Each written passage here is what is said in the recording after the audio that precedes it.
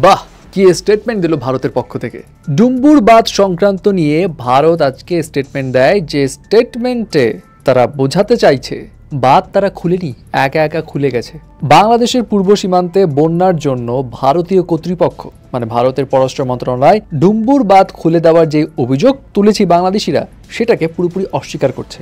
আজকে সকালে তারা বিবৃতি জানায়, যেখানে বলছে বাঁধ তারা খুলেনি, বরং স্বয়ংক্রিয়ভাবে খুলে গেছে। তারা বলেছে, আমরা বাংলাদেশে উদ্বেগ প্রকাশ করতে দেখেছি যে ত্রিপুরার গোমতী নদীর উজানে ডুম্বুর বাঁধ খুলে দেওয়ায় বাংলাদেশের পূর্ব সীমান্তের জেলাগুলোতে বন্যা পরিস্থিতির সৃষ্টি হয়েছে, তবে বাস্তবে এটি সঠিক নয়। ভারতের পররাষ্ট্র মন্ত্রণালয়ের দাবি, গোমতী নদীর ক্যাচমেন্ট এলাকায় সাম্প্রতিক কয়েকদিন ধরে এবছরের সবচেয়ে বেশি বৃষ্টিপাত হয়েছে।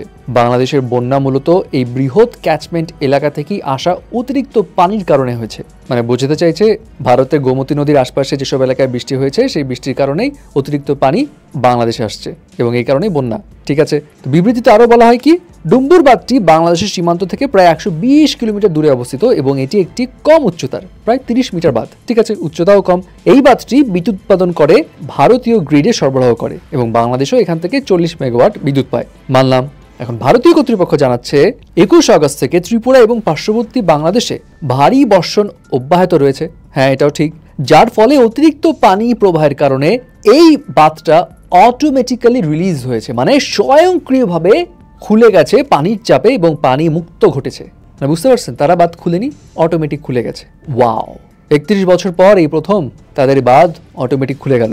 আচ্ছা, বিবৃতিতে বলা হয়, ভারত ও বাংলাদেশের মধ্যকার অভিন্ন নদীগুলোর বন্যা একটি যৌথ সমস্যা, যা উভয় দেশের জনগণের জন্যই দুর্ভোগ সৃষ্টি করে। এর সমাধানের জন্য পারস্পরিক সহযোগিতারও প্রয়োজন। আচ্ছা, সহযোগিতাও চাচ্ছে, ওকে ফাইন। তাহলে তাদের কথা হচ্ছে বাঁধ অটোমেটিক খুলে গেছে এবং এই কথা শুনে আসলে অনেকে বিশ্বাস করতে পারছেন এবং অনেকেই মনে করছে পলক বা বাংলাদেশের অন্যান্য সাবেক মন্ত্রীরা কোথা থেকে যে এই সমস্ত লজিক শিখে এসছে সেটা আর বলার দরকার নেই। সবাই দেখে একই সুরেই কথা বলে, হোয়াট এভার। কিন্তু এখন সবার একটাই দাবি, ঠিক আছে মানলাম স্বয়ংক্রিয়ভাবে খুলে গেছে খুব পানির চাপে, তো যখন কয়েকদিন ধরে টানা বৃষ্টি হচ্ছিল, যদি স্বয়ংক্রিয়ভাবে খোলার সম্ভাবনাই থাকতো তাদের ভাষ্য অনুযায়ী, তাহলে কেন তারা আগে থেকে বাঁধটা খুলে রেখে পানির প্রবাহটা একটু একটু করে কন্ট্রোল করেনি?